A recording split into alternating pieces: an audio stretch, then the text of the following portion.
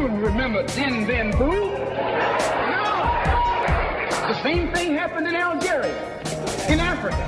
They didn't have anything but a rifle. The French had all these highly mechanized instruments of warfare, but they put some guerrilla action on. Hello and welcome to Guerrilla History, the podcast that acts as a reconnaissance report of global proletarian history and aims to use the lessons of history to analyze the present. I'm your host, Henry Hakamaki, joined, as always, by my co-hosts, Professor Adnan Husain, historian and director of the School of Religion at Queen's University in Ontario, Canada. Hello, Adnan. How are you doing today?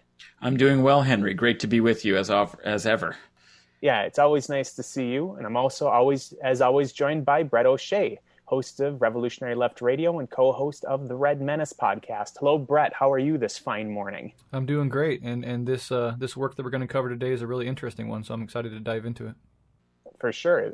So as you alluded to, the topic that we're going to have today is a book that's out, a relatively new book titled Tea War, A History of Capitalism in China and India by Andrew Liu, who's an assistant professor of history at Villanova University. Now, Adnan, I'm going to pitch this over to you to begin the conversation, this intro segment, because you had flagged this book up for the two of us as being an interesting book, one that you were going through and one that would make an interesting episode of Guerrilla History. Can you just talk about that, at what point in this book you decided that this would make a good episode of Guerrilla History, and why? Why do you think that our show would be a good venue for a conversation about Tea War? Well, I think one reason is, of course, we like to have global coverage and deal with non-Western histories as well. And this was a book that was dealing with both China and India, so it seemed like a good study to integrate large regions of, the Asian, continent into our historical understanding and analysis. And secondly, I think we understood how significant the Opium Wars were, the history of colonialism. But one thing that we may not have understood well broadly in our just general sense of history is how China and India may have fit into a history of capitalism, which is the subject of this book. And I happen to be reading it because I'm interested in some of these new commodity histories and what they have to tell us about the development of capitalism. There's been new work, for example, Empire of Cotton by Sven Beckert, which is a history of capitalism using the study of cotton and the textile industries that use cotton, that also looked at slavery as part of the development of capitalism. That was quite intriguing. And I noticed that the Tea War was arguing as well that different labor regimes needed to be understood in non-Western cultures and societies as still being involved in the development of capitalism. So that seemed very intriguing, as how to bring a non-Western perspective to the history of capitalism. And I noticed that Andrew Liu had written a couple of articles about how his work and his research might contribute to a new theorization of the history of capitalism. And I thought that's perfect for us to be able to understand also today what's happening in the world with the expansion of the Chinese economy, and soon to be the largest economy in the world, and of course also changes that have been taking place in India. So I thought this would be a perfect work to talk about, and Andrew Liu be a really wonderful guest, since he was thinking about some of these theoretical issues as well as the historical context that many of our listeners might not be so familiar with, but would be very interested to learn more about. I'll just pop in quick before I turn it over to you, Breht, to talk about whatever you want in this introductory segment. But I'm just going to mention that, Adnan, I agree with you entirely that it's very interesting to look at a specific commodity and how that has influenced capitalism throughout the years. So I have a few books myself on specific commodities and the history of those commodities. I know I have one on Coca-Cola. I have one on coffee. but those were more of histories of the commodity itself rather than a socioeconomic history of integrating the usage of that commodity within the global trade and global capitalist system, as well as how it contributed to the development of capitalism as a system. So this was really my first book that I've been looking at that has taken not just a look at the commodity as such, but the commodity as intrinsic within the processes driving the development of capitalism. So the fact that you flagged that, I find that particularly important because that really was one of the most interesting things to me when going through this work, is how this commodity can be used as an explainer for the development of capitalism within the global system. And also, again, looking at these peripheral countries, as world systems theorists would call them, peripheral countries, where when we're talking about the development of capitalism as a system, we tend to look at the industrialized developed countries. But of course, countries like China and India that came to industrialization much later in the game, or to capitalism much later in the game, they, of course, were very innately involved in the development of capitalism in their own way. And so looking at these countries, I think is quite critical to understanding the development of capitalism as a system on the global stage. Breht, what are your thoughts? Yeah, I mean, I agree with all of that. I haven't really done a lot of research and reading into these sort of commodity histories. So this is one of the first texts I've ever had that really, let me engage with that as a form of telling history. And I really, really enjoyed that and found it unique and really insightful. And then, and he talks about this in his book as well, but mainstream historians, but also like people on the left, when we think about the history of capitalism, there is a centering of Western Europe and this sense that there's like this periphery and it's sort of secondary and it only makes sense in relation to Europe. And in some sense that's true, in the sense that everything is interconnected. But in another sense, focusing on how capitalism developed in these cultures, I think is a really interesting way and a broadening of our understanding of the history of capitalism more broadly. And then I also like how he explores how certain narratives or even like ideological conceptualizations were sort of in that were being pushed out by these processes of capitalist development and accumulation were sort of internalized by thinkers within these countries themselves. And I have a question specifically about time and how the abstract conception of time was shifted in these countries due to the development of capitalism. So there's just a lot to cover, and I'm sure we'll get into it, as well as like Marx's influences and what Andrew takes and doesn't take from Marxist approaches to history. But just overall, just a really interesting read. I agree wholeheartedly with all of that. And just one other thing that I want to flag up is the idea of conceptualizing things within this book is very interesting because, of course, Andrew has his own conception of capitalism as such. That I think that's how I'm going to open the interview with him, is explain his conception of capitalism. But I mean, there's a lot of other conceptions that are looked at in this book in a very interesting way. So as you said, time.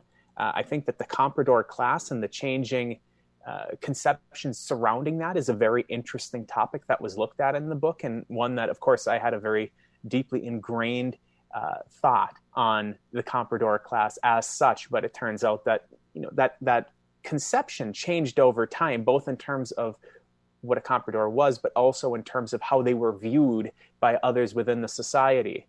So I think that there's a lot of conceptual questions that can come up in this interview that will be relatively interesting to take. But I also think that just looking at these events themselves, these tea wars as such surrounding the Opium Wars in China, and then of course as India became involved in the tea trade as well shortly afterwards, these are all going to be very interesting questions to raise up with Andrew.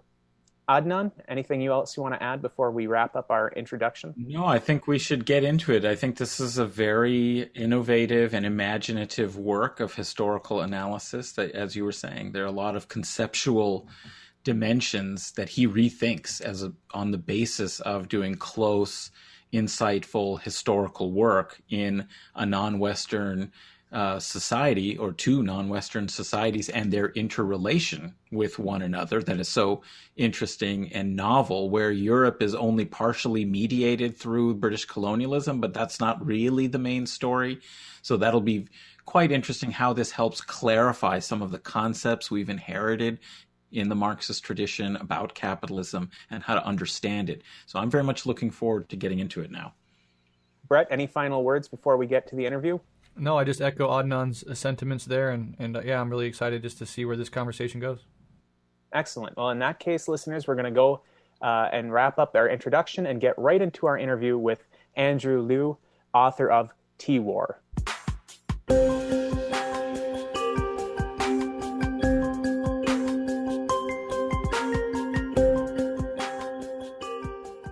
And we're back, and we're joined by our guest, Professor Andrew Liu, who is, again, the author of Tea War, A History of Capitalism in China and India.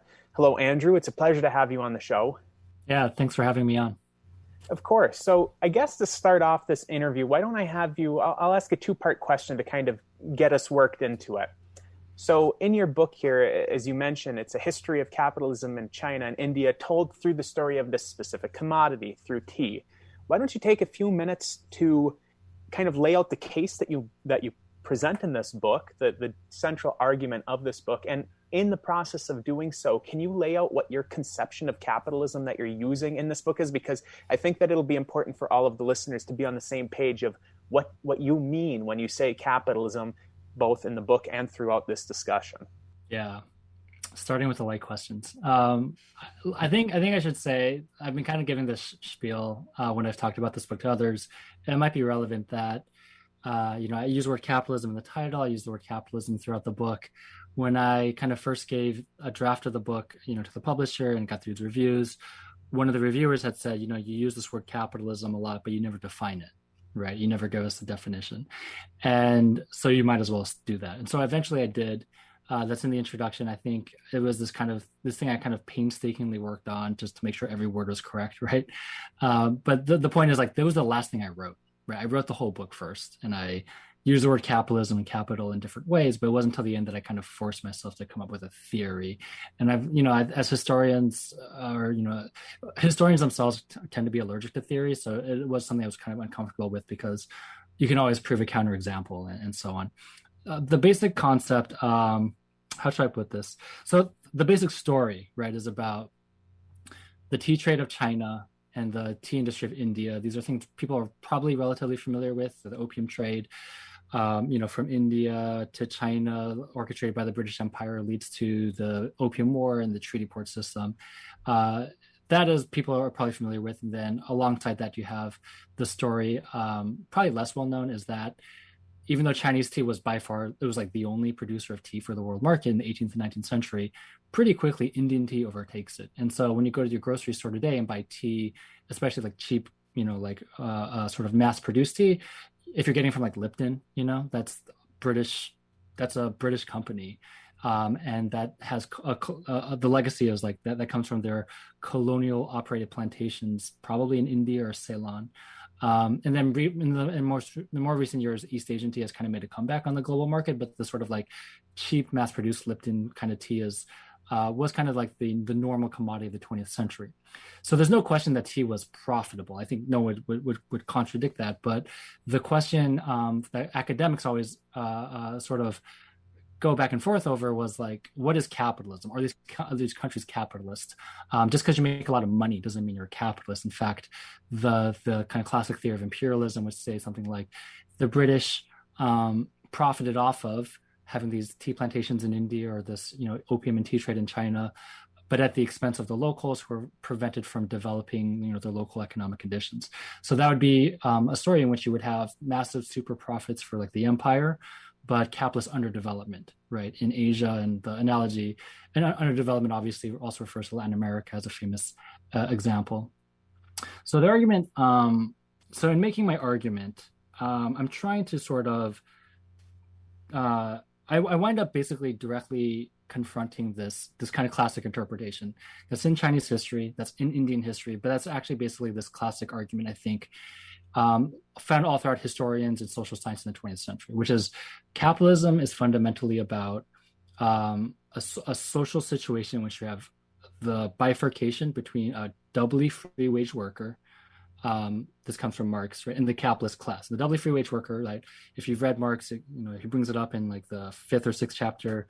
The classic example is basically workers who are not slaves or serfs, unfree, or workers who are not independent, meaning like the peasantry, people who are able to withdraw their labor from the land because they work at home or whatever. And the classic argument, the most classic version of this argument probably comes from Robert Brenner, who is a historian at UCLA. He's riffing off of Maurice Dobb, famously from the Dobb-Swayze debates of the 1950s. And their argument was something like, again, that in a place like India or China, where you have a peasantry that own land but are still producing things for the world market, they're not proletarianized, they're not completely market dependent. So they could be pressure to, like, say, grow tea for the world market, but because of their situation where they also own land and can feed themselves by growing food on their own land, they will not they cannot make the same sort of market demands upon the employers and the merchants to get paid extra, to get paid a fair quote unquote fair, a market share, right, compared to a free wage worker. They will be therefore super exploited. And the classic example was always in England. The theory goes that in England you had a free wage worker. This is the famous story of primitive accumulation in England, where the English peasant gets dispossessed, and as a result, the English peasant, who is now an English proletarian, the sort of like Oliver Twist kind of Charles Dickens story, right? They are exploited. Their life is shitty for sure, but at the same time, because they're completely market dependent, they're exerting pressure upon capitalists to either pay higher wages or develop the forces of production. In other words, innovate, like invent a steam engine, build a factory with dormitories for people to live in, and which is a much more rational and economic, efficient system than like peasant farms in the countryside, right? So Dobb and Brenner in the 50s and the 70s had this very developmentalist take on Marxism, which is that only free wage labor is capitalist, because only free wage labor leads to capitalist development. So it's a very developmentalist take. And I would say, I admire Brenner's work in a lot of ways, but I think that work was kind of inseparable from this mid-20th century Cold War context, where there was just this obsession with economic development, both by the capitalist world and the socialist world, right? And China and the USSR, they were very much all about developing their economies as much as they were about, overcoming exploitation.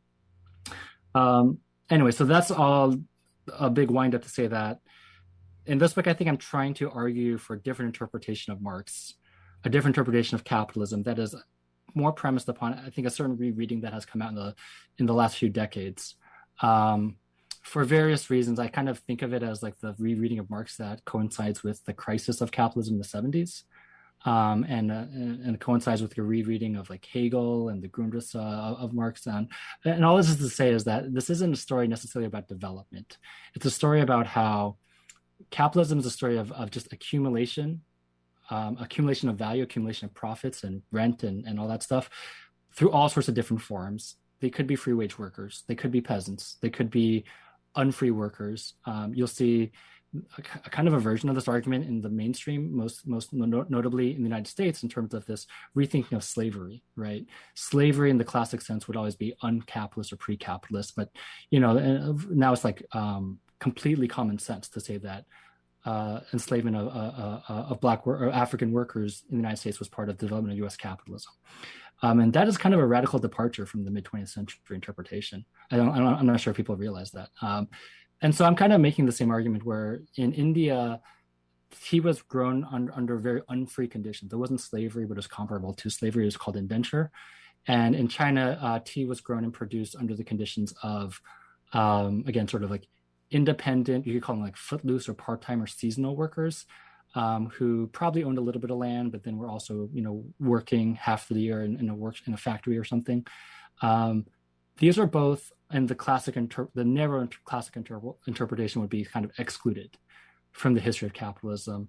And my broader argument is something like, if you look at basically the world outside of England, the sort of classic archetype that Brenner and Dobb set up, you need this more flexible, stretchable, nimble interpretation of capitalism to make sense of places like the colonies and Asia, and probably all sorts of places I'm not even familiar with, but just kind of, as I was kind of reading comparatively and horizontally across these different formations, it seemed pretty clear to me that what was at stake was honestly like a sort of non-Eurocentric, more globally oriented interpretation of the history of capitalism. Yeah, I think that's really well said and a really great point.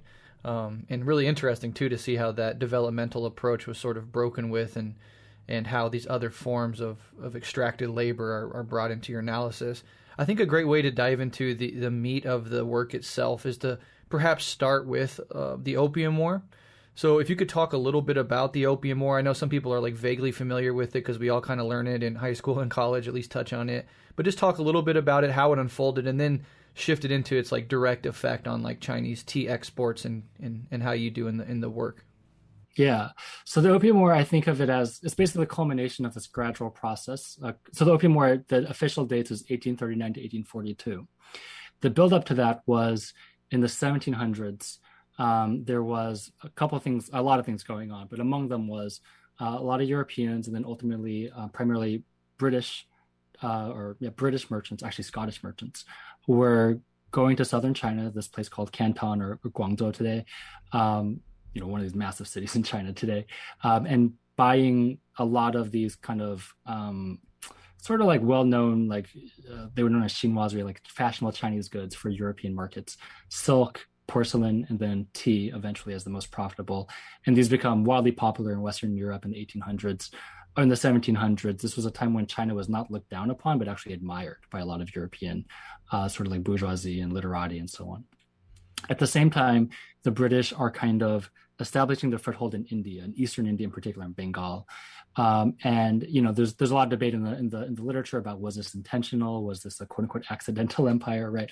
But whatever the case was, from 1760 onwards, the British kind of increasingly expand their presence from basically tax collectors in Eastern India to gradually like administrators in Eastern India, which was a very well, anyway, the point is they have to make all this work. They have to kind of figure out a way to make India pay for itself. They can't just kind of extract taxes from the Indian peasant and then do nothing with all that money, right? And at the same time, the other thing that was happening was the British were getting so addicted to tea from China that they were actually and the Chinese market, infamously, a lot of Chinese merchants said, we don't need to buy anything from the English. We have everything we have here, right? So the British were sending silver, the sort of valued currency at the time, which is of course finite, to China. And there was a lot of hand wringing among the British, like eventually we're going to run out of silver if we just keep buying all this tea, right? So eventually this thing called the opium for tea trade emerges, in which the basic pattern is the British would either send like maybe finished cotton textile goods to India and sell them for a profit, or they would just collect taxes in India for a profit, use that money to buy opium from Indian peasants whom they kind of had conscripted them to grow opium for them, bring that opium to China, to Canton, sell the opium. And this is the history of the British kind of enabling this Chinese addiction to opium in the 1900s, and then take the profits from opium, buy tea, bring it back to England, and all along the route, the sort of the trade differential, the sort of difference between buying price and selling price was like 3 times, 10 times, 20 times. Basically, you could probably convert like $1 or I guess a pound of a pound of your assets of capital in London, and after it did this whole circuit, turned to like 30 pounds, right? Because of all the difference in prices. And so they were benefiting off of price differentials, and also obviously the British East India Company becomes a monopoly where they kind of use military and political force to kind of squeeze out their competitors. Fast forward to the 1830s or so, the Chinese, the Qing Empire at the time, it was the Empire of China. It was not ethnically Manchu Empire. They decide to enforce this ban on opium for a lot of reasons. One was they just were kind of were wary of the presence of foreigners, greater foreign presence. They were obviously worried about this opium addiction, although to be honest, a lot of Qing emperors and Qing officials, including the emperor, was an opium addict. So, it's a little hypocritical. I don't think that wasn't their sincere belief, but there was basically this fear that they were buying too much opium. And of course, they were also got so addicted to opium that they were actually sending silver back to Britain. So this was another economic factor. They basically tried to enforce this ban on opium. The British Royal Navy, the British government sends a military expedition, and the interesting thing is it was not actually authorized out of London, where the Parliament. It was authorized by the franchise, the British government in India was the one that authorized it. So it's like the colonial second headquarters in India was the one that authorized the war with China, and it was a very anticlimactic war. It was pretty obvious early on the Royal Navy had much better technology than China has never needed. At the time, they never needed a navy. They weren't good at water battle. So that was quickly over, and the consequence was the beginning in Chinese history, which was always seen as the beginning of this era of modern China, or the treaty port era, where places like Hong Kong is turned into a British colony, ports like Shanghai or Xiamen are turned into treaty ports, where the British and then the French and eventually like Russia and Japan, and they all have rights, extraterritorial rights in China. And in the historiography of the canon of the Communist Party, they would say that China suffered a century of humiliation, right? Roughly from 1842 to 1949, and it was upon this legacy of this colonial imperialist legacy that the Communist Party kind of staked their claim as the liberators of China in 1949. So the Opium War is in a lot of ways really symbolic in the history of China's kind of inaugurating the modern period, the colonial period, and so on. As far as tea is concerned, the really basic story is that tea was already being traded to the rest of the world, and it just kind of skyrockets after that.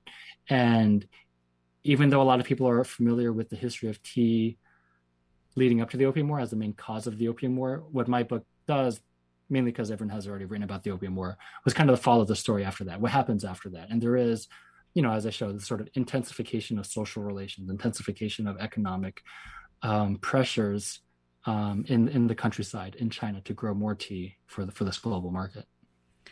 Well, that brings me to, I think, the consequence of that is something that I wanted to ask you to discuss a little bit more, is what changes, since you're talking about different labor regimes than wage labor, which is why they've not been integrated into an understanding of the history of capitalism. But you're also arguing that things do change, obviously. This isn't just the continuation of previously existing social relations. I'm wondering if you could tell us a little bit more about those labor regimes and how they changed and were exploited such that they could still be integrated into the commodity form of labor, even if they're not selling their labor as free wage laborers. How do you piece that together? So how's that unfold?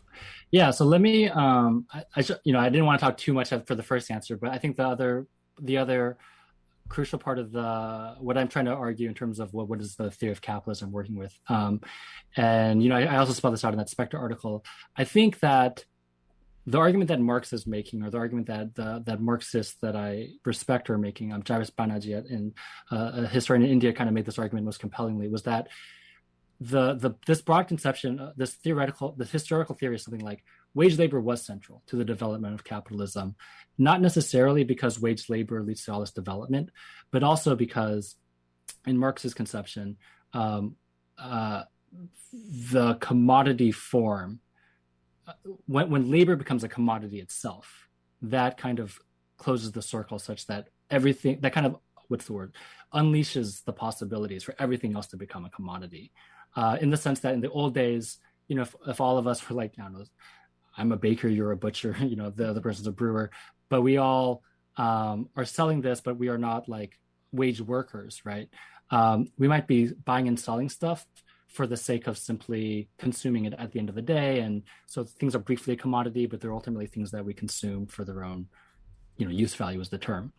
But when the production of these goods actually gets mediated by a commodity, which is that you buy a worker's time and combine it with the raw materials to make bread, to sell it for a profit, to reinvest it, to buy more workers' time, then everything becomes a commodity all of a sudden.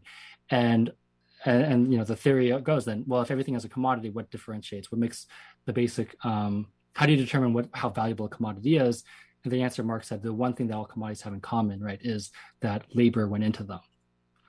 And so for Marx, the basic theory was once wage labor gets introduced and becomes predominant, not just like 1% a wage worker in society, but the majority of people are wage workers in society.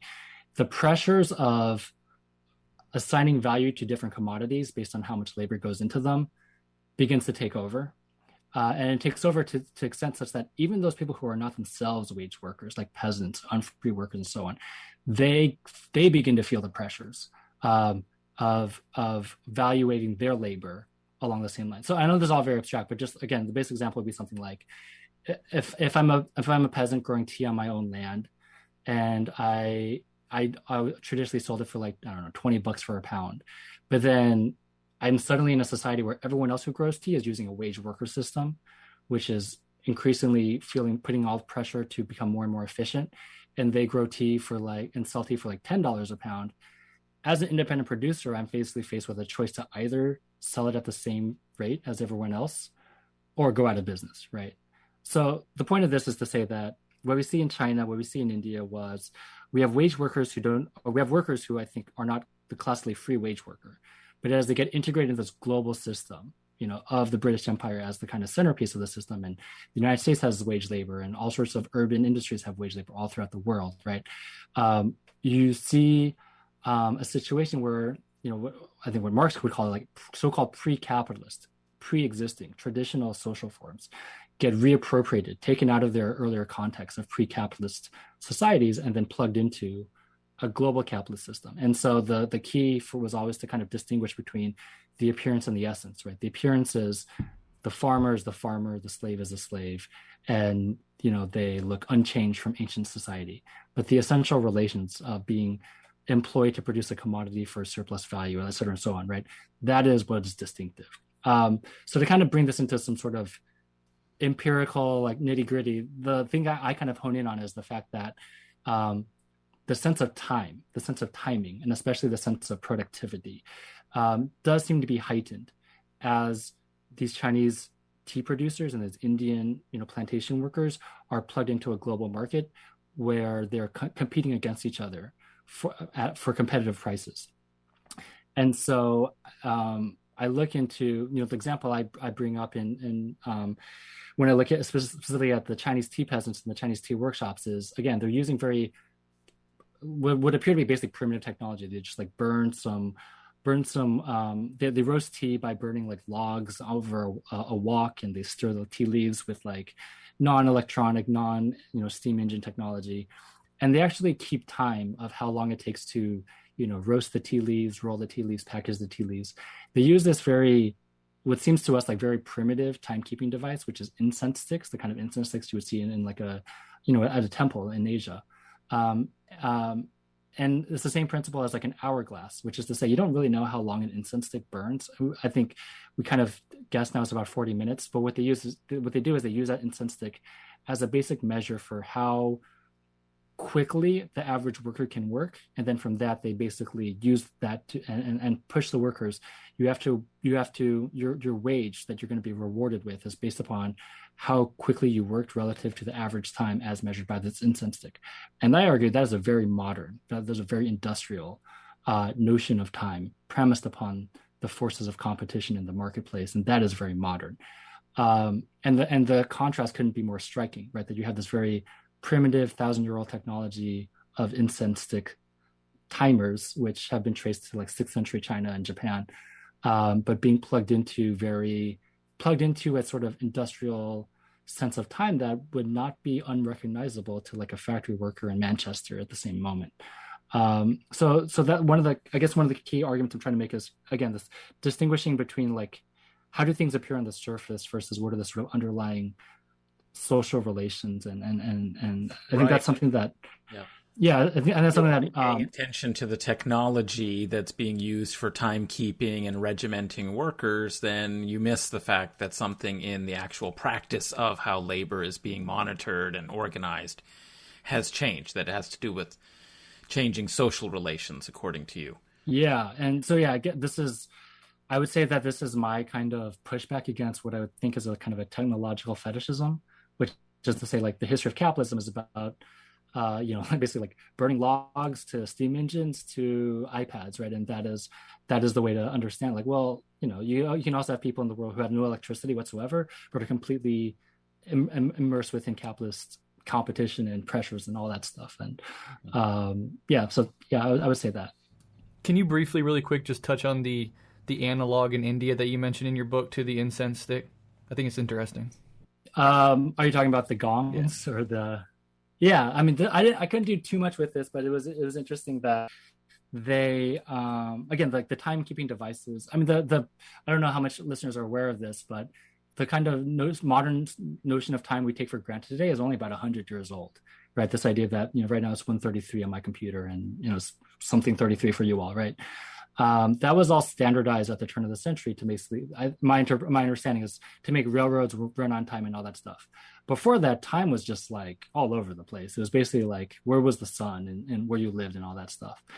So what they did in the Indian tea gardens was they had this basic sense of like, in India, when the sun rises, it's a certain hour or whatever, but they actually would move it back and forth on the tea plantations, such that they would, I'm trying to remember now, they moved like, instead of being saying in quote unquote, in reality, quote unquote, it's 6 o'clock, they would say it was 5 o'clock. And then so that the workers would, I guess, because they're in Northeast India, in Assam, which is far away from like Delhi and Calcutta, right? The sun would rise and fall at a different hour. So they would adjust the time to basically maximize as much work time as possible for the workers. It's not that different than daylight saving times, that we have today, that we it's like, it's basically a productivity plan, is to make sure we all work as much as possible during the daytime. So yeah, like time was bendable and malleable and used in order to maximize productivity out of its workers, in both China and India. And in both cases, we don't have like stop clocks or iPhones to keep track. It's just whatever existing technology is lying around, it gets appropriated and plugged into, I think, in my view, very industrial work discipline kind of regimes. Before I ask my question, there's what you're talking about here is reminding me of like a proto version of that efficiency theory, where you increase efficiency at every single point within production in order to increase overall efficiency. But I'm forgetting the term for that. Anybody off the top? Like Taylorism or Taylorism. That's it. Thank you very much. Yeah. Okay, so it's like proto-Taylorism that you're talking about here, and that you discussed in the book. And I think that's a very interesting thing, because that, of course, is thought of as more of a more modern concept, but really this is something that has been used all the way back into antiquity, but was in very stark relief right here. But follow-up question that I have for you. So we're talking about workers right now, and of course, this is a proletarian history program. So I would be remiss to not have us discuss material conditions for the workers as well as material conditions for the society as a result of the tea industry. So when you have the tea industry before perhaps British capital, British imperialism really started to stamp its foot on things, and did that change once the British imperialism really kicked off in the tea industry? What were material conditions like for the workers within the industry, and how did the industry affect the material conditions of society more broadly? That's a good question. I think I'm trying to think back to what I can say about life before. The thing is, I think what I would say is before the Opium War, before the real kind of intensification of all this, you obviously have tea producers in these market towns across China, and they would basically from like April to June or April to August, they would grow tea and transport it to the treaty ports, which are like in Guangzhou, basically in Canton, in the south. My understanding is, so I'll just say that our evidence of what life was like is very scattershot at that moment, because the sources are basically whatever can be found among like Chinese merchants, the literati. They didn't go very in depth. The beginning of really in depth evidence is actually when an English traveler named Robert Fortune begins to kind of travel through China in the 1850s or so, and then eventually, we have some piece of evidence, not till the 1930s do we have a really clear piece of evidence of really what life was like, because that's when you have social scientists, like people who would, like university researchers in Shanghai, and they would travel out to the country, like, oh, what was life like, and actually documented it down. My sense is that the narrative I'm kind of telling is that there was, you had workers who were kind of casually working every few seasons. And it would be a myth to say something like China was pre-commercial, or that there was no sort of like commodity commercial society before the British came. There actually was for several centuries. Now there is debate about to what extent that was, to what degree the average Chinese peasant was, selling their labor on the market versus like producing for themselves. There's a lot of literature now that suggests that, I think, more broadly, things were not that bad in the 18th and 19th century. And the average Chinese family probably was, they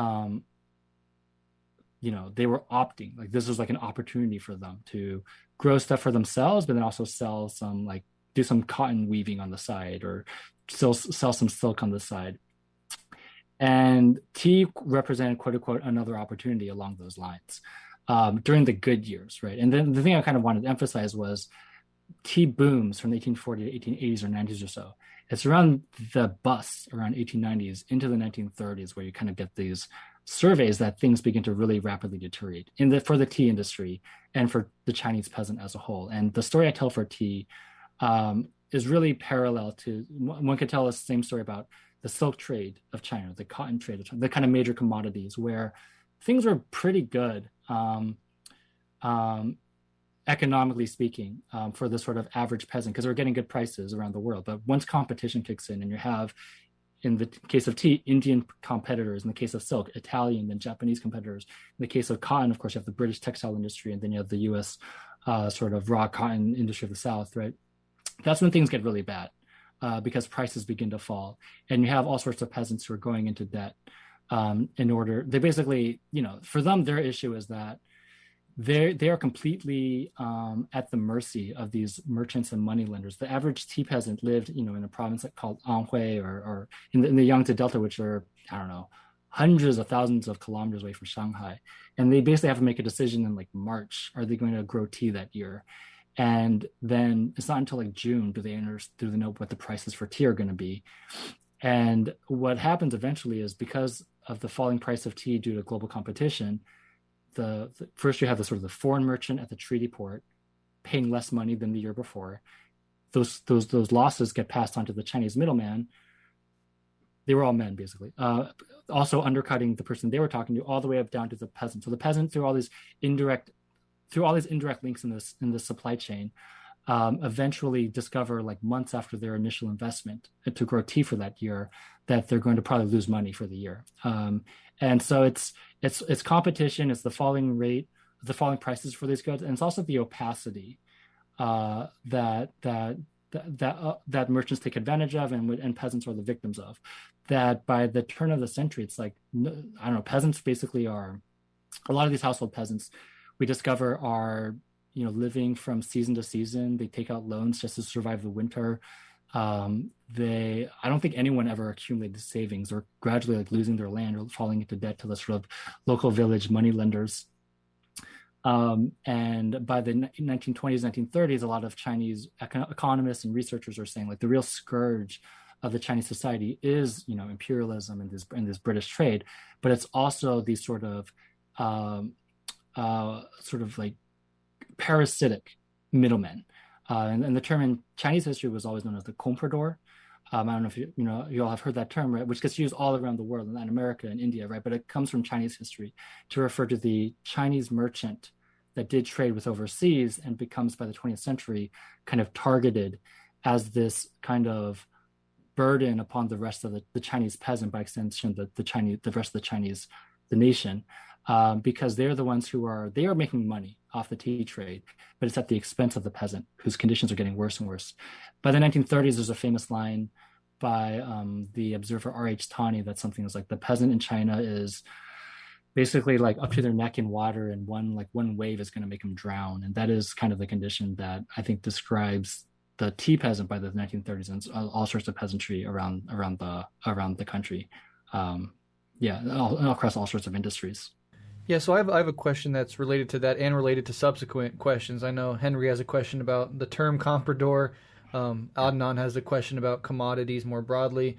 and I have one related to condition. So, and we know that tea, as you've mentioned here and in the book, was related in complex ways to other commodities, one of which was sugar.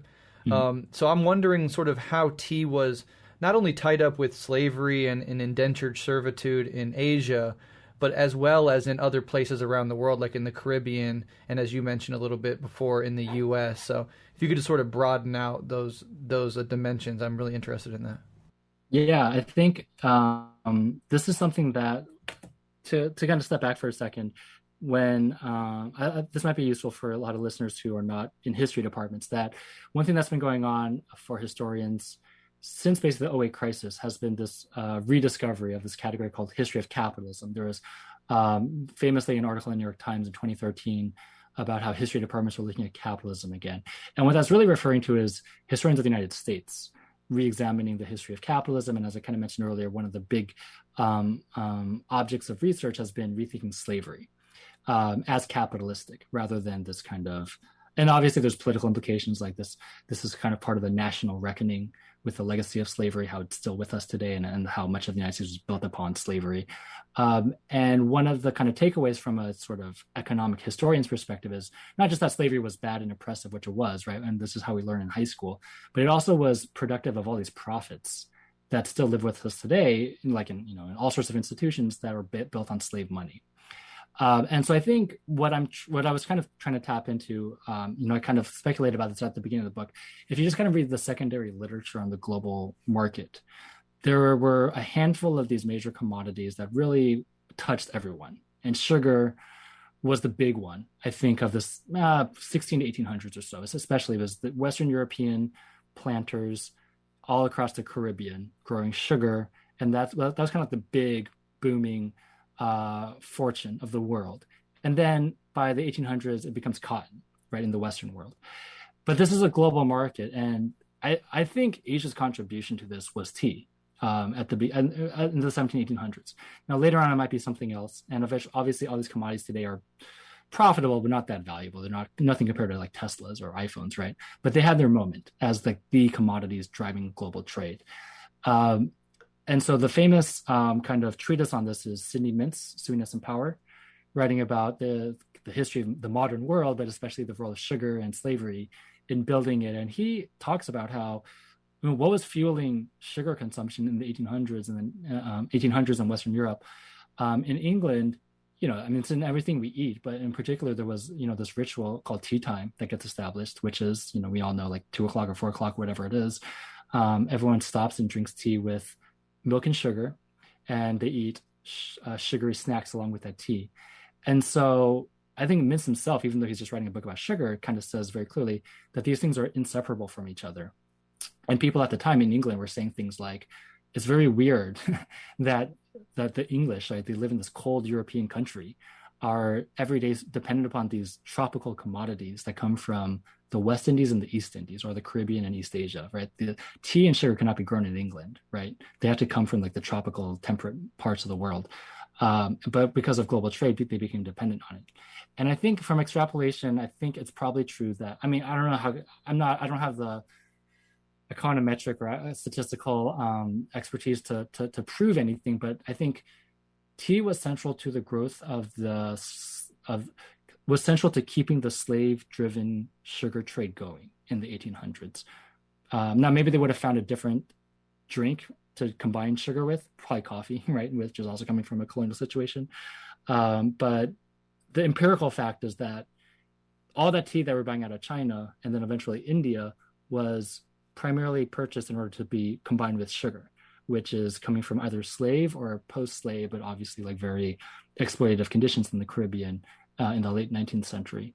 And then, the links with cotton are something I'm sure someone could still figure out, but I just kind of speculatively look at, again, if cotton is this major commodity that circulates and drives the global economy up by the 1800s, and two books on this are Sven Beckert and then Giorgio Riello both wrote like kind of reinterpretations of the global history of cotton recently.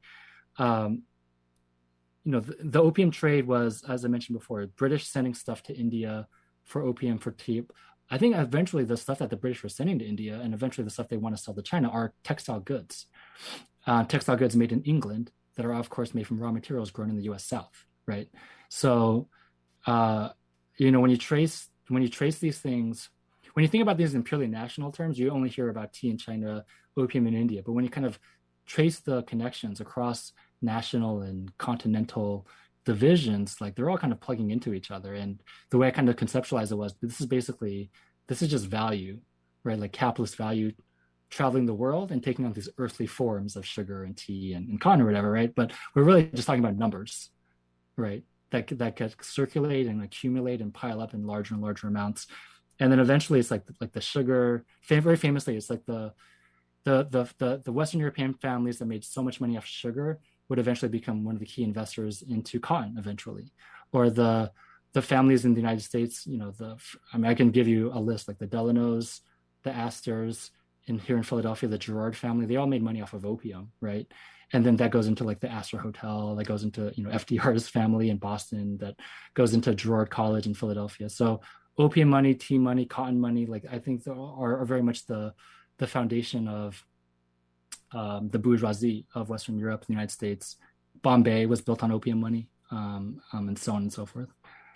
Well, I think you've perhaps answered my question. Was going to be historiographically on how these commodity histories like Sidney Mintz and Sven Beckert's Empire of Cotton have changed the picture of global, capitalist development, or at least the history of global capitalism, and how you saw your commodity history fitting into that. So that's great. It shows that trans-regional global network of these flows of value, as you're pointing out.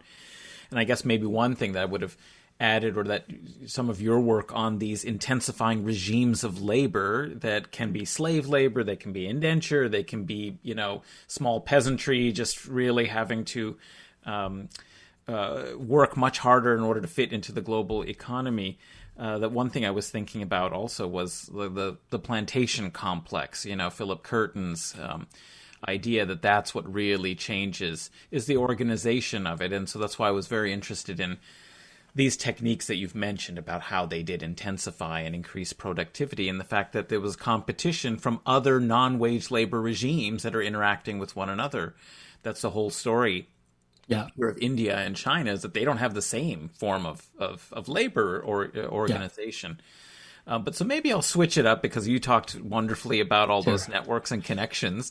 So, but it's just to ask a little bit about the breakdown of the system and about the way in which there was a kind of global sort of resistance to thinking about these things that are also trans-regional. So since we were talking about the Atlantic world and abolition and the end of the slavery system, how that, one thing that's wonderful in your book is talking about how local elites, these compradors, or others, or these theoreticians, and that's something maybe I would want to ask you a little bit more about also, these wonderful political economistic thinkers. Maybe we can get into that, but just maybe tell us a little bit about this resistance and how they seem to borrow from changes that are happening globally. Yeah. Tell us about that story. Yeah, so I think maybe it sounds like what you are perhaps pointing towards is I talk about the end of what the Unfree indenture system in India. In Assam, yes, India. Chapter 6, right? Yeah, right. Yeah. So I kind of explained the origins of this system as kind of really untimely, in the sense that if we think about global abolitionism and the end of slavery in the United States, 1865 is actually really late. It's actually starting 1807, 1830s around the rest of the world. United States, I think maybe Brazil. Brazil is the last, but yeah, exactly, right. So we, like, the Americans think we're so progressive. We're actually the latest. But at the exact same moment that the world is getting rid of slavery, they're also using indenture, and they're also using this in the Caribbean as the transition away from slavery to free labor. And so something weird is happening in Assam, India, where they tried a free, quote unquote, free market system to get local peasants to grow tea for British planters, and it wasn't working. And so they said, you know what, the Indians, they're not as civilized as we are, so we're going to start using indenture as a temporary bridge.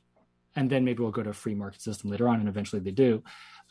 And a lot of the reason they did was, I think ultimately the argument I'm making is it's a little bit perhaps kind of a downer, a little bit pessimistic, which is to say that there is resistance. There is this campaign by Indian nationalists to really make a big campaign against indenture in Assam, especially the nationalists in Calcutta, which is sort of the major metropolis. It was temporarily it was the imperial capital at the time of the government of India, and Assam is sort of like this sub-imperial sub-colony of the colony in northeast India.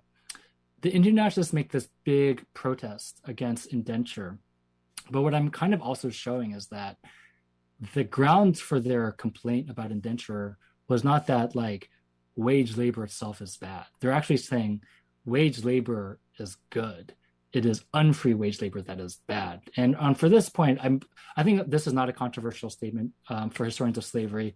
One person I drew a lot from was Thomas Holt's book on Jamaica, where he was pointing out that, getting rid of slavery is obviously like something to cheer and to think like that was a positive development. But what grounded it was a naturalization of political economy, of Adam Smith's idea that the slave is not going to work as hard as a free wage worker because they don't have material incentives to work harder, right?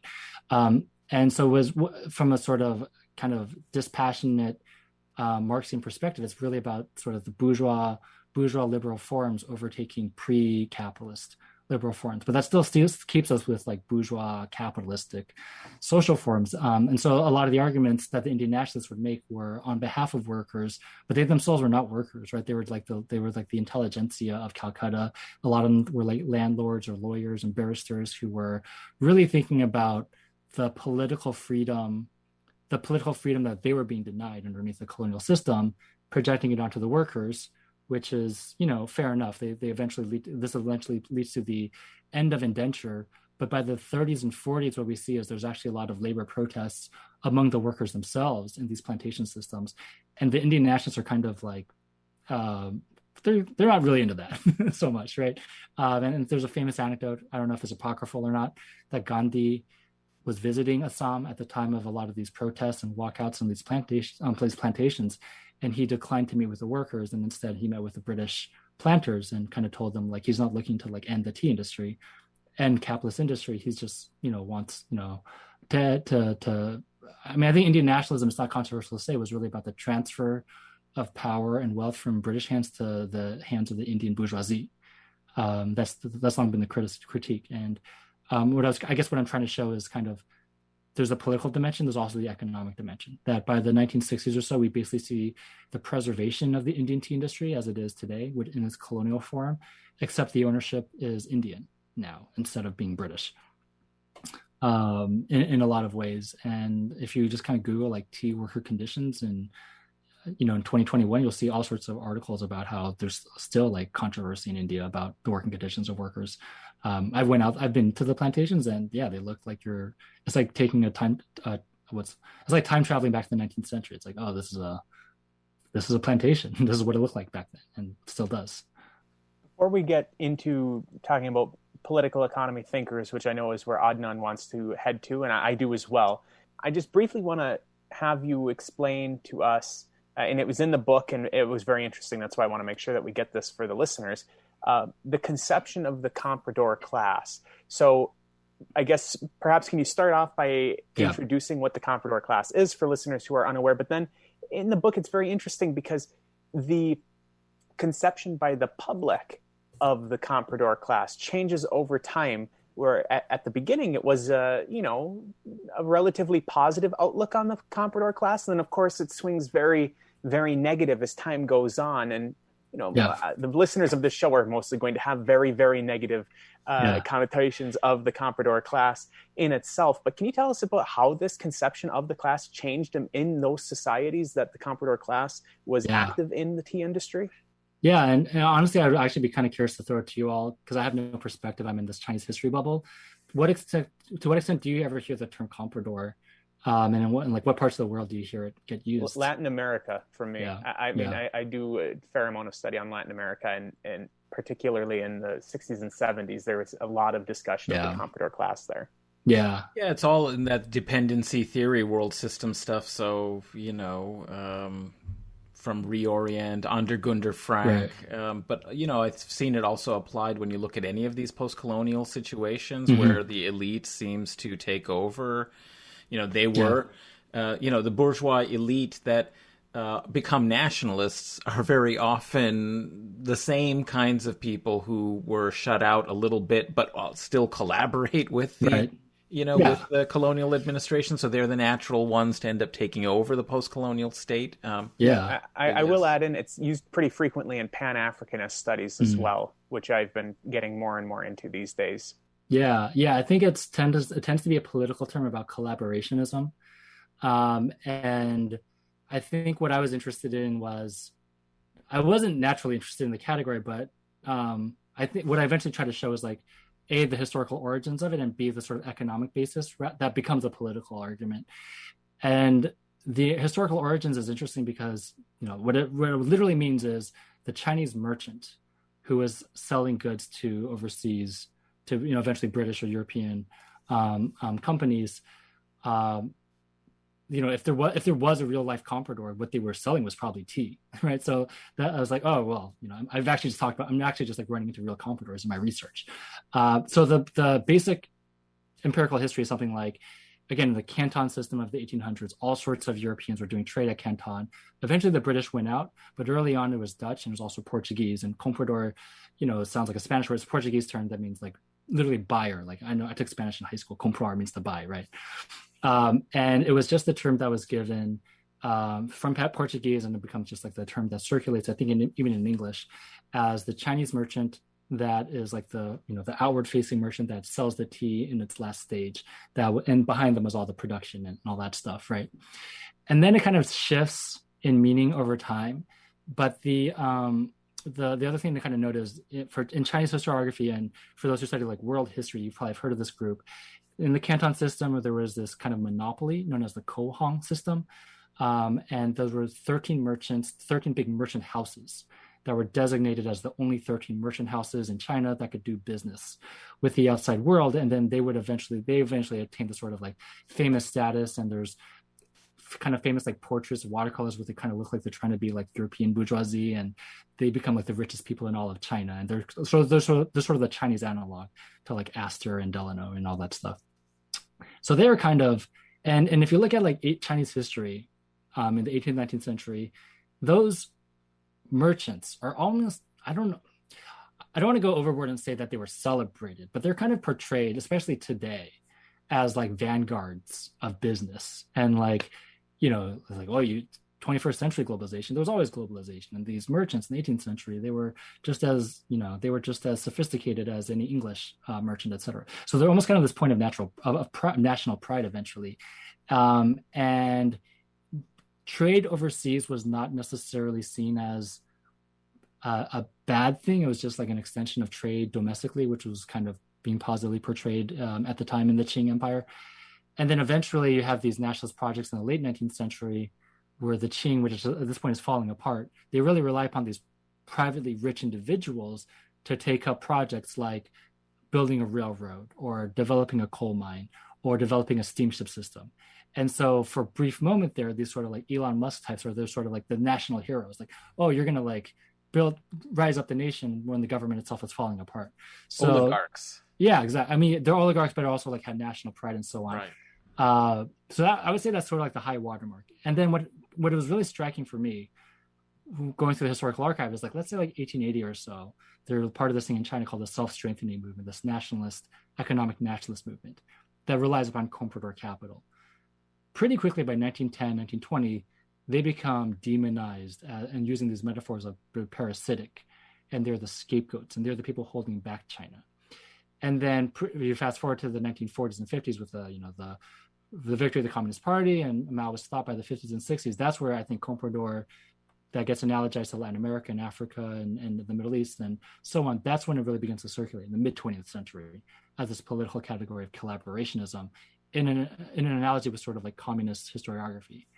And I think the kind of thing that I think I'm trying to add to this, if we look at the history of this, is it is true that comprador, these merchants, are demonized along anti-imperialist lines, that they're collaborating with foreign merchants, and this is a byproduct of nationalism in the 30s and 40s especially. But empirically speaking, comprador, the idea of the comprador the reputation had already been flipped around about 10 or 20 years earlier. And at that point, comprador had stopped being a description of, these like 100 or 200 business people in the treaty ports. It became this metaphor, and it was being applied to all sorts of individuals in China and all sorts of, it wasn't just like the business person. You could just be an employee in a Japanese bank in Shanghai. They would call you a comprador.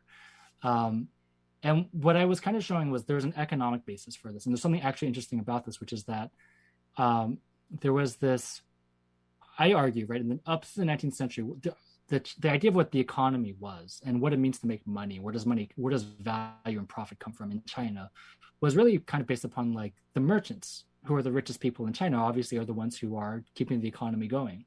By the early 20th century, you have in China, like much of the rest of the world, new conceptions of the economy, which is that economic wealth and value is the product of labor, or is a product of producers, right? And this could be, this could be used in a sort of neutral term in terms of like we need to industrialize the country. It could also be used in sort of leftist ideology, as it is the labor that produces the value in society, and they deserve the fruits of their the spoils of the fruits of their labor, right, and so on.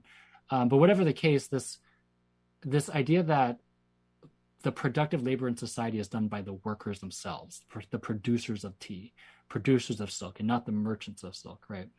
That idea becomes ascendant rather quickly by the 1910s and 20s. And from that point on, the merchants, instead of being seen as productive of economic value, are seen as unproductive and eventually parasitic, right?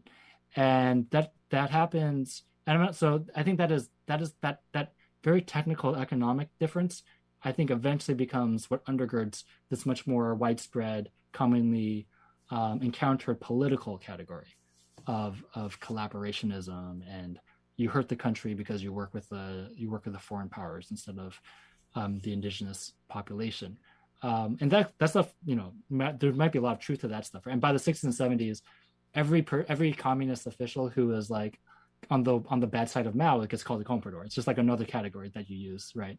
And it's kind of meaningless at that point. But what it's really referring to is this older history of rewriting the history of the Chinese trade as these merchants who exploited and took advantage of the nation, when in reality that view was actually kind of new.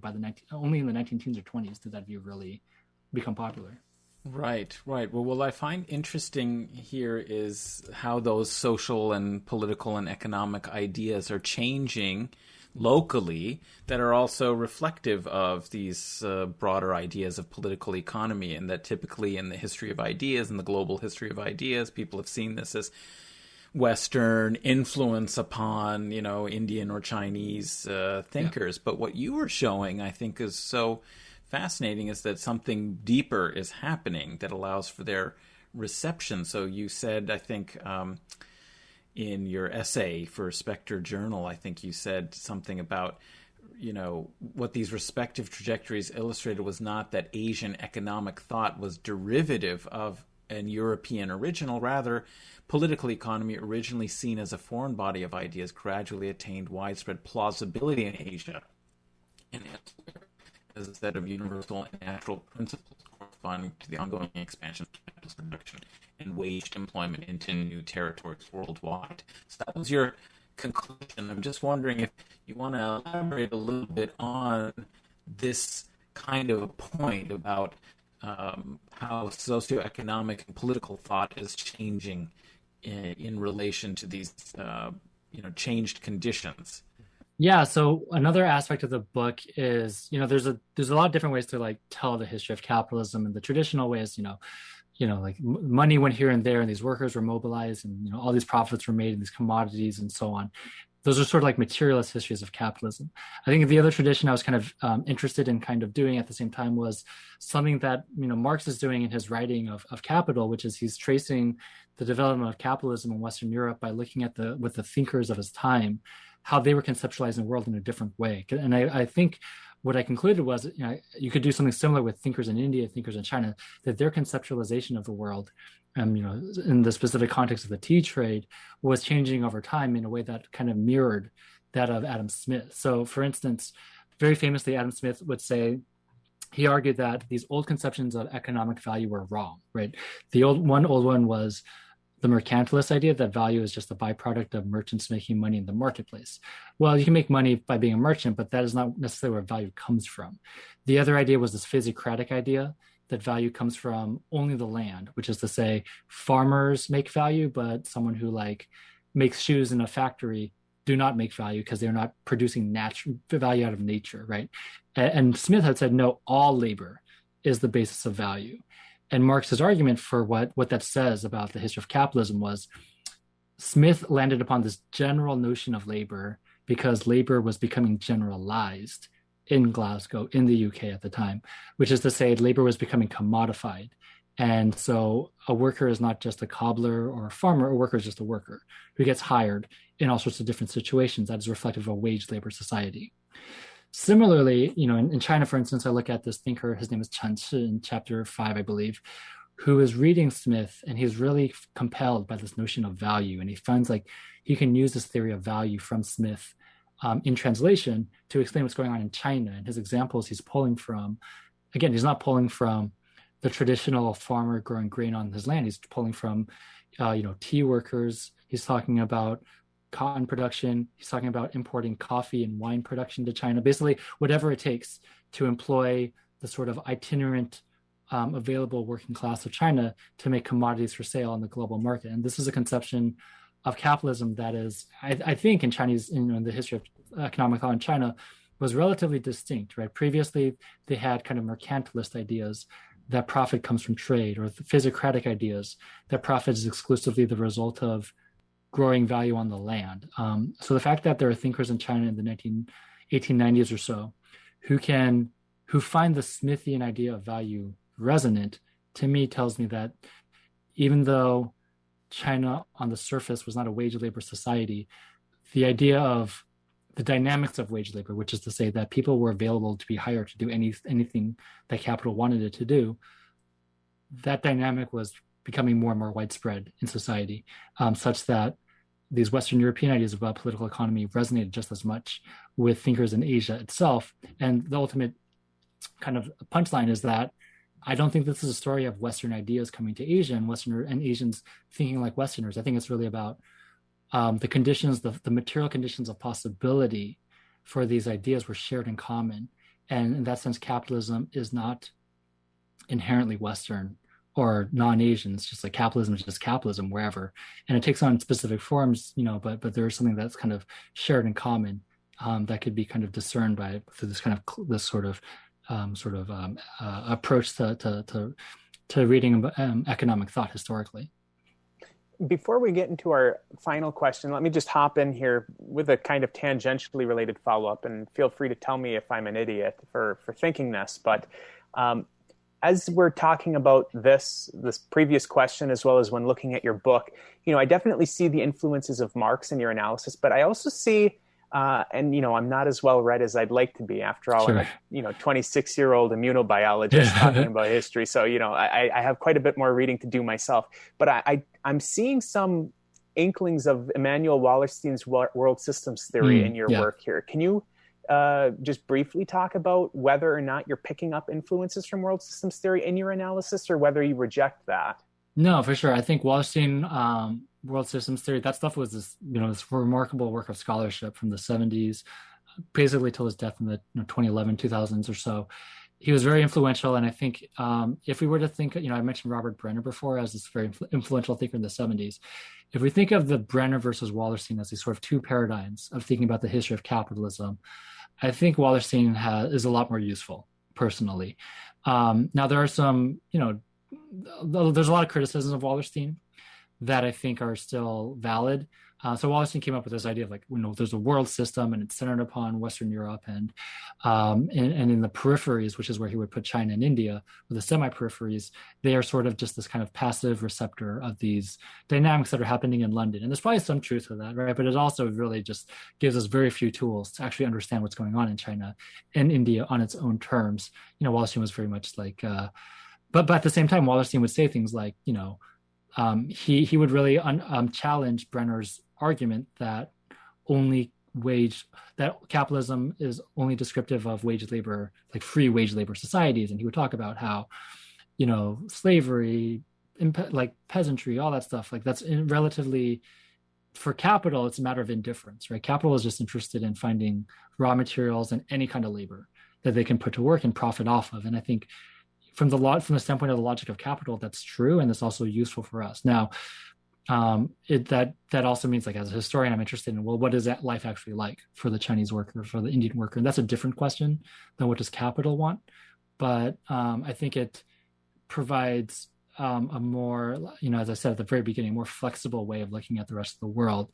And yeah, so I was, some people have actually asked me why I don't cite more Wallerstein in the book, and it might have been accidental, I guess, in the sense that my advisor, the late Adam McCune, was very much a Wallerstein, I wouldn't say adherent, but he taught it to us as what he viewed as the best attempt to write a good world history up until then, for all of its flaws. And I, maybe as a sort of like Oedipal thing, I didn't want to cite the author of my advisor that he really liked or whatever, but it was certainly like in the ether of in the back of my mind. And in my view, I found thinkers who were of the same vein, but perhaps more useful, and I would cite those. And I didn't want to bore the reader with a bajillion citations. But yeah, Wallerstein, I think, is who went from overrated to maybe underrated, I'd say. Yeah, very, very interesting. Andrew, the book and this whole conversation has been really wonderful. I think I speak for all of us when I say we appreciate you bearing with us through some tech difficulties. A way to maybe wrap this conversation up is a final question, and it's going to be a sort of big question, but I'm leaving it broadly open so you can take it in any direction that you want. But how can understanding this really interesting history help us to understand India and China today and their role in the global market? And if you want to touch on this as well, how does the tea industry specifically today continue to inform us about 21st century capitalism? Yeah, thanks. That's something I thought about a lot as I was ending the project and thinking about my next project. And I think what I kind of came to this realization that I was interested in the tea trade. I'm not a tea connoisseur. I actually like coffee more than tea. But what I was interested in this topic was, I think subconsciously I was interested in all these contemporary debates about China today and in Asia today. And if you just look up the numbers, right, like there's more GDP or whatever, like generated in Asia than in any of these continents around the world. Also, there's more people in Asia, of course. And I think I was like and I think what I kind of concluded was, there's all this talk about neoliberalism today, and neoliberalism is really the 21st century return of the 19th century. Well, obviously it's different in a lot of ways, but it's relative to like the core of the 20th century. The 21st and the 19th actually looks more alike. And I think that's what I was this kind of unicorn I was hunting down in the historical archives. And by the end, I sort of kind of came to this realization, what if I'm interested in what happened in China since the 1980s or Asia since the 1980s, why don't I just look at that itself instead of looking for these historical analogies? So now I think my next project is to look at, it's very early, but I'm thinking of, kind of retelling the story of China's reintegration into the global market from the 70s and 80s onwards. And you'll see a lot of these patterns that I think were helpful for me to understand the 19th century. One example is in the history of neoliberalism literature, there's a very famous concept that the Marxist geographer David Harvey came up with called flexible accumulation, which is to say that rather than the sort of tried and true Fordist model of full employment and mass production and large scale workforces that we associate with the golden age of capitalism in the 50s and to the 70s, especially the United States. Since then, we have, things we're all familiar with, like flexible labor regimes, so subcontracting, smaller units of economic production, but wider networks of, distribution and transportation and so on and so forth. And I think that model that Harvey comes up with to describe what was happening in the 80s and has only intensified since then, that is a better description of the 19th century world of global capitalism than the, big car factory in Detroit is, right? And the more I thought about it, Harvey, if you read like Harvey or the other big thinkers of kind of this neoliberal moment, Giovanni Righi is another one, like all these thinkers who are based in the US or based in Western Europe, and they're trying to figure out what is this thing called neoliberalism? What is happening around the world? They always start off in the US and Western Europe, but by the end of their story, they wind up in Asia. inevitably. And, they don't know Asian languages. They can't do research in Asia. So that's kind of like this black box in their story, but it's like this unavoidable part of the story of capitalism by the end of the 20th century.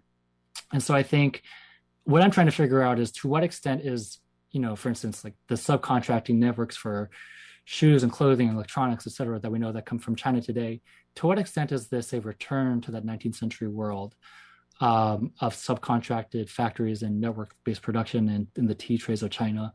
To what extent is it a conscious revival of it? To what extent is it different? Very famously, for instance, the Chinese government in the 80s, they opened up these 5 special economic zones. These are actually the exact same locations as the treaty ports of the 19th century, but having been burnt by the experience of colonialism, the Chinese government, enacts all these restrictions to make sure that it won't be, they know it's going to be exploitative of Chinese workers, but they just want to make sure that the Chinese government, the Chinese bourgeoisie benefits at the same time. So they're kind of borrowing from the colonial period to rebuild China in the 19th and 20th century, or the late 20th, the early 21st century.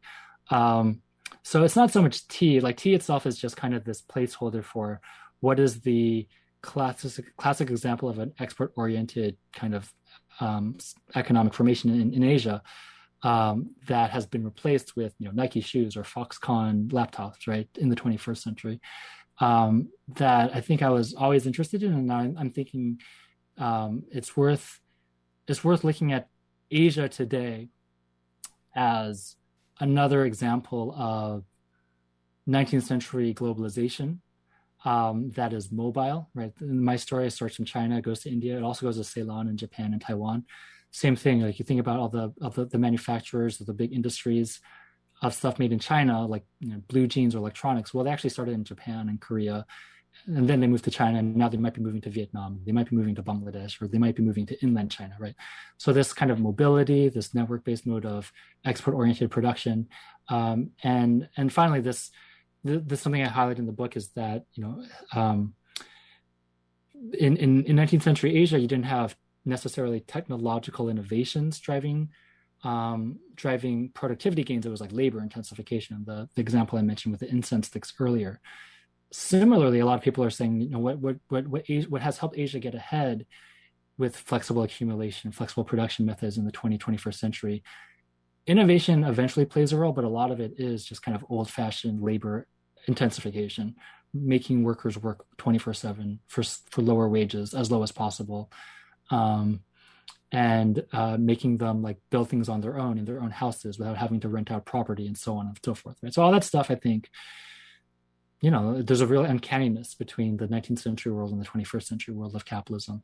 So again, our guest was Andrew Liu, who is the author of Tea War, A History of Capitalism in China and India.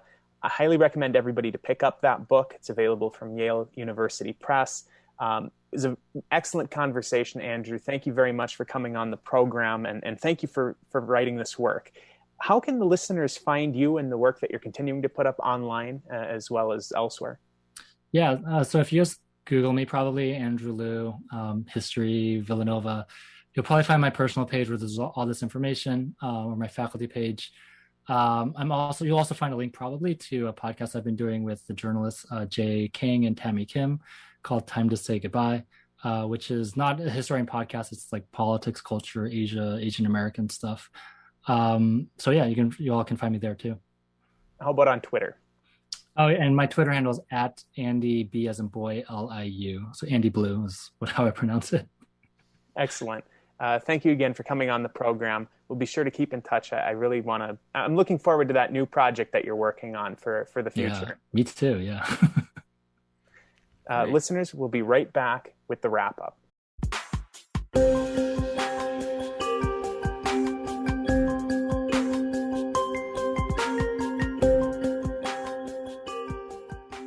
So we're back on Guerrilla History. We just wrapped up our conversation with Andrew Liu on Tea War, A History of Capitalism in China and India. And let me just say, first off, it was a very, very interesting conversation that we just had. And it was a very interesting book that looked at two parallel threads of the development of capitalism in these two different countries, China and India, through the lens of a commodity, which I thought was a very interesting way to look at it. It's something that I personally haven't seen before. I've had books that are on commodities as such, histories of commodities, but not really where they've been the driving force in explaining economic development of the large region or globally. So it was a very, very interesting book to me and a very interesting conversation that we had. Adnan, why don't I turn it over to you for, get us underway with our parting thoughts here. Well, I just really enjoyed this conversation. I think it was showed really the range of the work, and I really encourage people to get a hold of and read this book. And apparently we will be putting in the show notes a discount code for people who want to order it from Yale University Press. And it's really a sophisticated analysis of non-Western history, of a South-South, global South relations to one another while fitting within the broader emergence and development of a world capitalist system.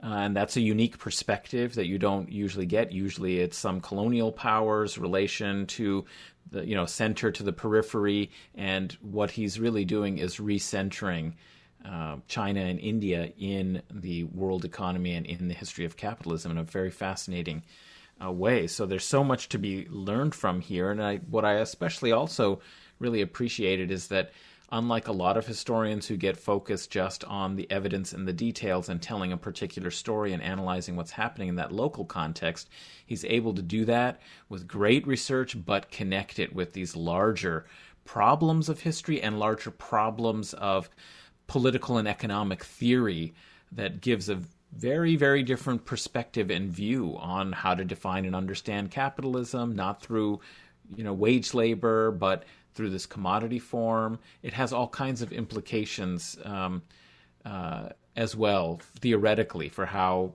people on the left and Marxists would understand capitalism and its adaptations and its effects globally. So I think there's more. I'm hoping that he will continue to work in this vein, because I'm looking forward to more work. He's a really interesting thinker. Breht, what are your thoughts on the conversation that we had and the work more generally? Absolutely. I agree with Adnan. It was a pleasure to talk with Andrew. Some things that stuck out to me is this exploration, which we did in the discussion, of the interconnected nature of different commodities. So, tea is also needs to be understood in relation to sugar and to cotton, and how all of these things intertwine to create a global network of trade that was really dependent upon trading other commodities. So I thought that was interesting, and the interconnection between these commodities and the legacies of certain elites in certain countries, in China and in Europe and the U.S., the generational wealth that was handed down. So, this is common with history, but, the wealth garnered through things like colonialism, through extractivism, through slavery itself, gets passed down. And there are people right now alive today who are fabulously wealthy, and their wealth ultimately gets traced back to these brutal forms of domination and exploitation, and it's institutional as well. Andrew mentioned in our conversation how so many American institutions are rooted in and built upon slavery. And if there's not a recognition of that, some form of reparations for that, our society literally cannot move on in a positive direction. It's an albatross around our neck, socially, politically, economically. So I thought that was interesting. Moreover, the Century of Humiliation. This is a crucial concept in the Chinese Communist Revolution of overcoming the Century of Humiliation. And it's all rooted, again, back in the Opium War, but then at the end of the Opium War in the whole tea industry, as Andrew, so brilliantly covers. And so to understand Maoist movement in the Chinese Communist Party and its rhetoric and its appeal to the Chinese masses, we have to understand this preceding century of colonialism, imperialism, domination, extraction, etc. And then the last thing, this is only tangential but interesting. Andrew was talking about commodities, and he was saying, what do all commodities have? Sort of echoing Marx. What do all commodities have in common? And that it's that labor went into them. And he mentions workers themselves are commodities under capitalism. But what labor, if it's true that all commodities have the common nature that labor went into them and workers themselves are commodities, well, what labor went into making the worker. And that's where we get back to reproductive and domestic labor. And so that's why that whole concept, totally uncompensated work, mind you, right? That concept of reproductive and domestic labor, often bared by women, historically produce the worker who is then commodified under capitalism to produce more commodities for their exchange value. So again, rooting all that in to patriarchy and gender oppression, as well as class and colonial oppression. So those are just some of my thoughts, and I really enjoyed this conversation. Yeah, and I'll just give my final thoughts before I let you each have a final word, if you would like, before we wrap this up, is that one of the things that I think is the most important about this work and other works like this is that they help you understand how these, again, using the world systems term, peripheral countries are inextricably tied and integral to the development of global capitalism as a system. When we read works, or when we're taught in school, economic development, economic systems development, we always have a very Western, heavy, Eurocentric, American-centric view of how capitalism as a system was developed. You know, we're typically taught capitalism first came up in the United Kingdom, and then it spread out elsewhere in the continental Europe before being exported to the United States. And the United States really then took over the mantle. And then you have some people these days saying, well, China now is with their own brand of capitalism, driving how capitalism is developing in the current day. You have some people that look at it from that perspective, but we really don't have nearly as many works talking about how these countries, due to the industries within them, as well as the exploitation of their resources, were integral to the development of capitalism as a global system, as well as capitalism within those societies more specifically. So this is something that I think this book and works like this book are very important for us to read and understand how these countries, they really were critical for the development of the system that we all live under today in the global economy. Adnan, any final words before we wrap up? Well, just when Andrew was talking about where he's going with his work and the relationship between current issues in understanding the global economy and the position of India and China in it, he mentioned that he found that there were a lot of analogies between the 19th century era of capitalism and our 21st century, or late 20th and early 21st century period. And that's something that I found very interesting, because we've been finding that in Weekly Marx, a weekly Marx reading group that that convenes and reads different. We started with Capital, and we've moved to other works of Marx, and we've been finding that in a lot of ways, the conditions that he's talking about in the 19th century, with lots of other changes, of course, have a little bit more similarity with this neoliberal period. And it's a little bit different from the era of the welfare state and so on in the post-war period. And so I think it's very useful to be studying these histories, and I like that he's thinking about how that history helps us interpret and understand changes to capitalism that have taken place in our own neoliberal era, that helps us understand maybe the direction that it's going. And I think what he's done in some ways is also recovering a different reading of Marx that has been, the modernist era, the World War II, post-World War II interpretations of Marx during the era of the Soviet Union and so on, emphasized certain elements of development, which he talked a little bit about, and how he didn't see that as the intrinsic definitional characteristics of capitalism, that it didn't necessarily stimulate or lead to technical innovations all the time, but that there might be other ways in which capitalism could adapt and exploit workers through the intensification of labor that didn't lead to technological innovation, but just with a new, particularly oppressive regime, but that it required some companion cultural and ideological changes in the techniques that were used. And that's very important for us to remember, because we don't know what directions capitalism is going to develop, in our day and going forward. And we have to be attentive that it might not look like what we've thought Marx was describing. We have to be very aware to the changes that are happening in our own time, and a historical perspective like his can really help us in that. So it's a very fruitful discussion, and I encourage people perhaps to look for his essay in addition to his book, Notes Toward a More Global History of Capitalism, Reading Marx's Capital in India and China, that he published in a journal called Spectre that you can find online, and that's just from 2020. I encourage people to read that. Very interesting essay as well. Breht, you get the final word. Yeah, I really like this.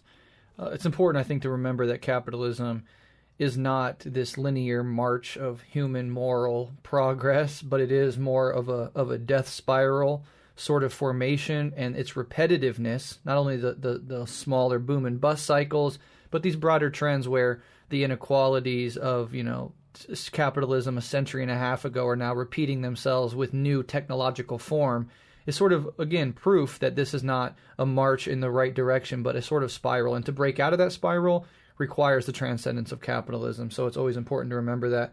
And then it's also kind of interesting that I just realized throughout this entire conversation, I'm sipping on ginger tea as we do this deep dive into the history of that particular commodity. So its ubiquity and the fact that I didn't even connect the two for half the conversation just added an interesting element. Last thing I'd say, just to re-promote, he has that podcast called Time to Say Goodbye. I'm going to go check that out. Andrew is a very articulate, interesting, insightful person. I'm sure his co-hosts are as well. So I'm excited to go look up more of his work. Yeah, I ditto that. And you also weren't the only one drinking tea during this conversation, as I did have my own cup going as well. So listeners, that was Guerrilla History for this episode. Adnan, Breht, thanks as always for taking part in this recording. It's always very fun and insightful doing anything with you guys, whether we're interviewing a guest or just chatting amongst ourselves in our text messages, whatever. It doesn't matter. I always learn a lot from both of you. So Adnan, why don't I turn to you now? How can the listeners find you on social media and the other podcasts that you're working on? Thanks, Henry, and likewise, of course. Really enjoyed this conversation and working with you all. Well, listeners can find more of... They can follow me on Twitter, at Adnan A. Husain, Husain. And if people are interested in the Middle East, Islamic world, Muslim diasporas, and related issues, they should check out my other podcast called The Majlis, Majlis. And you can find that on all the platforms. And we have an upcoming episode. Look for it in the first week of June, where David Schmid from the University of Buffalo, who's a literary scholar, and I will both talk with Timothy Brennan, who's the author of Places of Mind, A Life of Edward Said, which has gotten a lot of attention and I think should be a very interesting conversation. Excellent. And Breht, how can the listeners find you and all of the work that you're continuously putting out? Yeah, you can. I talk too much. I'm starting to get sick of my own voice. But you can find my work at revolutionaryleftradio.com. This Guerrilla History, Red Menace, and Rev Left Radio are all on that website and everything associated with it. Excellent. As for me, listeners, you can find me on Twitter at Huck1995. You can subscribe to me on Patreon, where I write about science and public health at patreon.com/Huck1995. And you can find our show, Guerrilla History, on Twitter at Guerrilla_pod. That's GUERRILLA_pod. You can support the show at Patreon at patreon.com/Guerrilla History. Again, 2 R's.